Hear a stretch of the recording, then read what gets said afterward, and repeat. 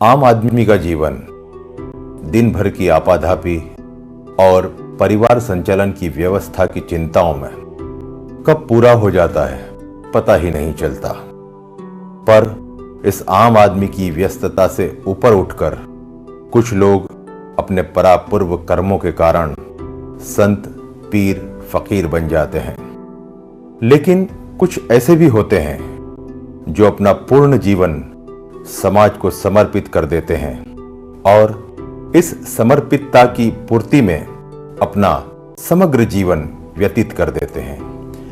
ऐसी ही शख्सियत में से एक हैं वडोदरा के राजेश वसंतराव आयरे।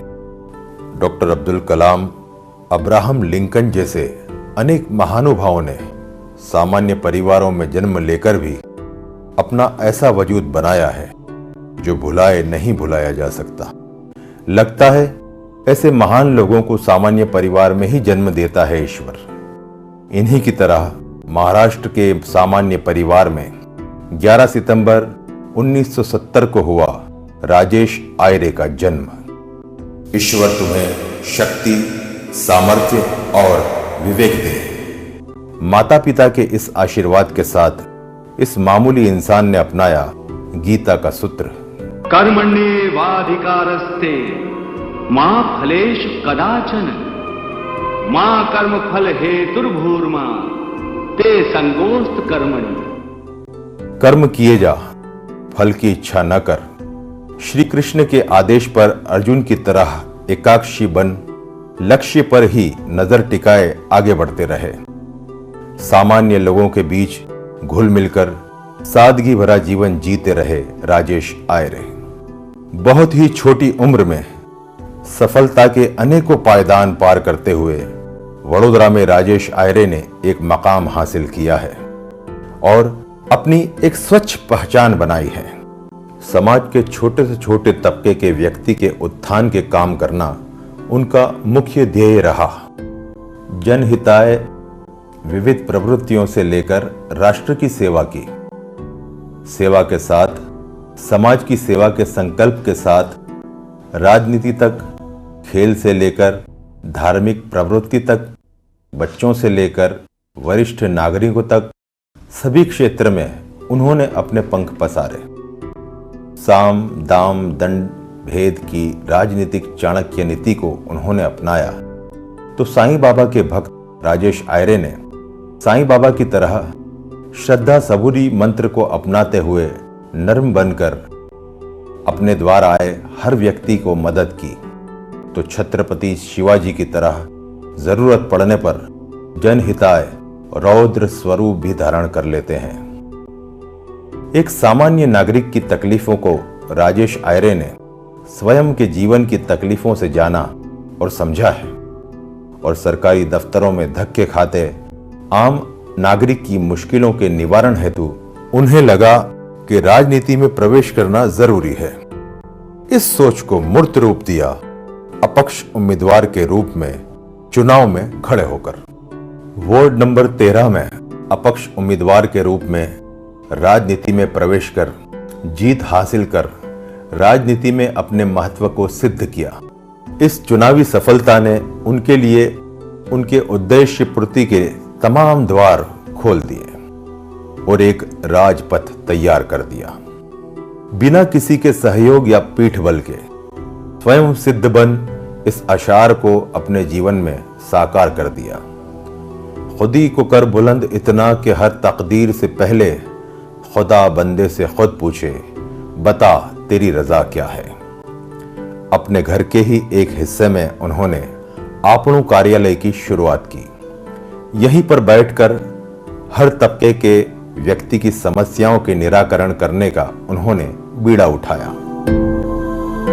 वार्ड के लोग उन्हें बहुत चाहते हैं क्योंकि वक्त बेवक्त लोगों की सेवा के लिए नींद का भी त्याग कर तत्पर रहते हैं राजेश आयरे, और वो भी बिना किसी खर्च की परवाह किए हुए। आपणु कार्यालय के बाहर वे रोज लोगों की समस्या सुनते, निवारण करते नजर आते हैं। जिस प्रकार वे लोगों से घिरे होते हैं, ये दृश्य किसी राजा के दरबार से कम नहीं लगता। अपने विस्तार में बरसों से झोपड़ों में रहते गरीबों को स्थानांतरित कर सरकार की गृह योजना के तहत पक्के घर दिलवाए। सीनियर सिटीजन्स के लिए विविध कार्यक्रम, सीनियर सिटीजन्स कार्ड कैंप, वय वंदना का आयोजन करते हैं। तो इन वरिष्ठ नागरिकों के लिए अपने विस्तार में बापू उद्यान बनाकर इन वरिष्ठ नागरिकों को उनका पुत्र होने का एहसास दिलाया। राजेश आयरे बहुत ही ऋजु हृदय की व्यक्ति हैं। उनके व्यक्तित्व में कई महान शख्सियतों का असर साफ नजर आता है। छत्रपति शिवाजी की तरह जहां हर स्थिति से पार उतरने में वे कड़े व सक्षम हैं, वहीं राजेश आयरे का मन धार्मिक भावना से भी सराबोर है, जिसका सबूत है धार्मिक पर्व हल्दी कंकु, तिल गुड़ के कार्यक्रम। प्रतिवर्ष करीब 8,000 से 10,000 महिलाओं को सम्मानित कर भेंट देकर गौरवान्वित करते हैं। इतना ही नहीं, प्रतिवर्ष गौरी व्रत करती वार्ड नंबर 12 विस्तार की हजारों बालिकाओं के जागरण के दिन प्रवास एवं प्रिया थिएटर पीवीआर मल्टीप्लेक्स का पूरा शो बुक करके फिल्म दिखाना उनका हर वर्ष का नियम बन गया है। प्रवास के लिए 40 से 50 लग्जरी बसें बुक करवाना कोई आसान बात नहीं है, और वो भी अपने खर्च से। सखी मंडलों को संगठित कर भजन के लिए वाद्यों की भेंट देना भी उनकी वार्षिक चर्या में शुमार है।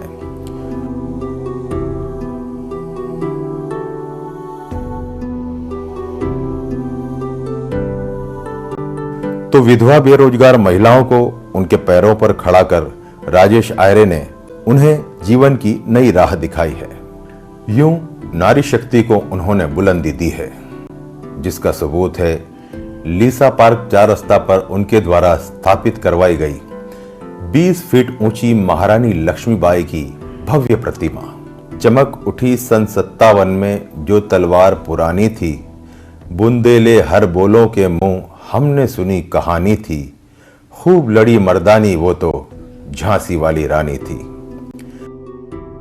जिस तरह महादेव की तीसरी आंख खुलने पर इस धरती पर त्राही त्राही मच जाती है, उसी तरह यदि तुम फिरंगियों ने रानी लक्ष्मीबाई को अपने म्यान से तलवार निकालने पर विवश किया, तो तुम्हारा यह अंग्रेजी साम्राज्य धू धू कर चल उठेगा।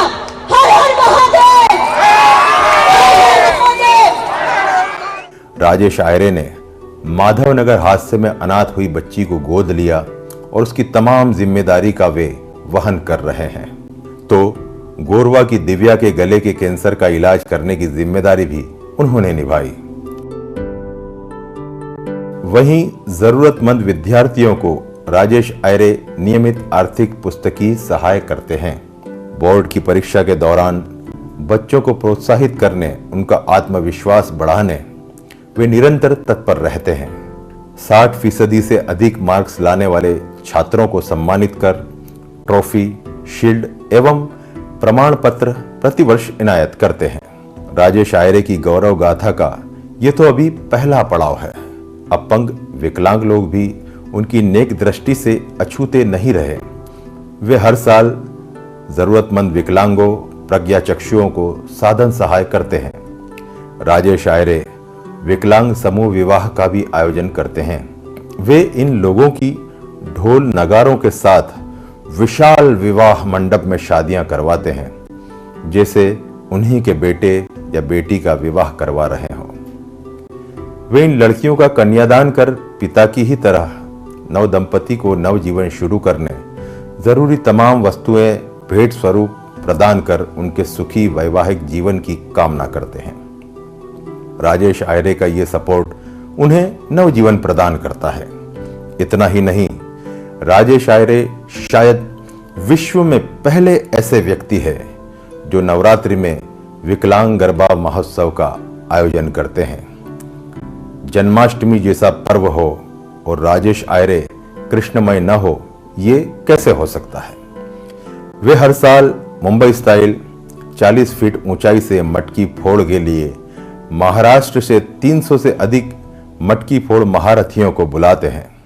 वर्ष 2015 में तो पहली बार महिला मटकी फोड़ टीम को आमंत्रित कर अनोखा समा बांधकर नाद प्रतिध्वनित कर दिया था, जय कन्हैया लाल की। यूं जब भव्य जन्माष्टमी पर्व मनाते हैं राजेश आयरे, तब गोकुल बन जाता है वड़पद्रक शहर।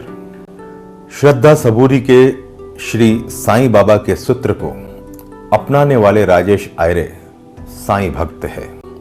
उन्होंने 30 फीट ऊंची साईं प्रतिमा की शाही सवारी का भी आयोजन किया है। श्री गणेश रिद्धि सिद्धि के देव हैं और श्री गणेश की स्थापना के बिना हर कार्य अधूरा है, फीका फीका है। इसीलिए गणेशोत्सव वे पूरी धूमधाम से मनाते हैं। 7 नदियों की मिट्टी से मुंबई में श्री जी की प्रतिमा बनवाकर हवाई मार्ग से वडोदरा जब वे लेकर आए तो जैसे एयरपोर्ट से उनके घर तक श्री जी की सवारी में जश्न का माहौल था।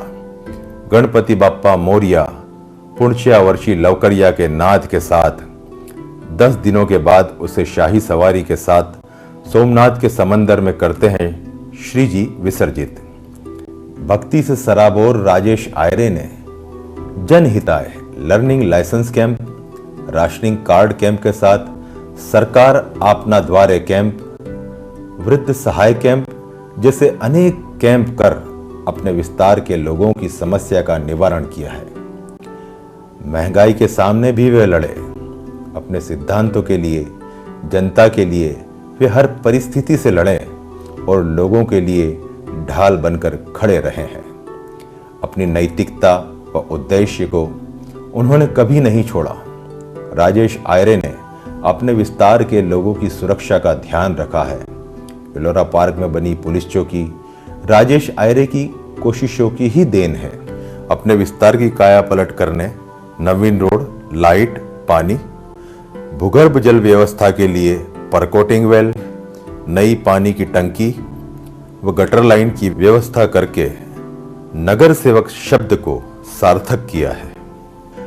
साईं बाबा और शिवाजी की वैचारिकता को जीवन में आत्मसात करने वाले राजेश आयरे ने 3 भाइयों के संयुक्त परिवार में समान भाव से रहकर परिवार को वडोदरा में नाम दिलाया है।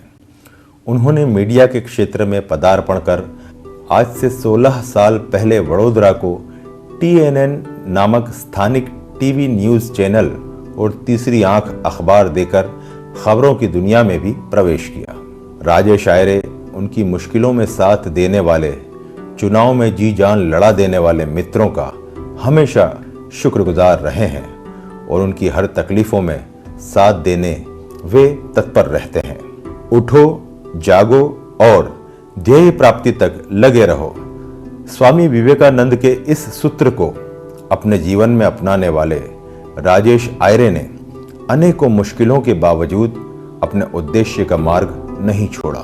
RSP से हाथ मिलाकर मुश्किल वक्त में हमेशा अपने पति राजेश आयरे का हर कदम पर साथ निभाने वाली एक आदर्श पतिव्रता की मिसाल धर्मपत्नी श्रीमती पूर्णिमा आयरे, साथ ही पिंडल रामी हेमलता गौर की पैनल के साथ नगर निगम के चुनाव में ज्वलंत जीत हासिल की। ये सब उनके क्षेत्र के लोगों के प्रति प्यार, ईमानदारी और विश्वास के कारण संभव हुआ।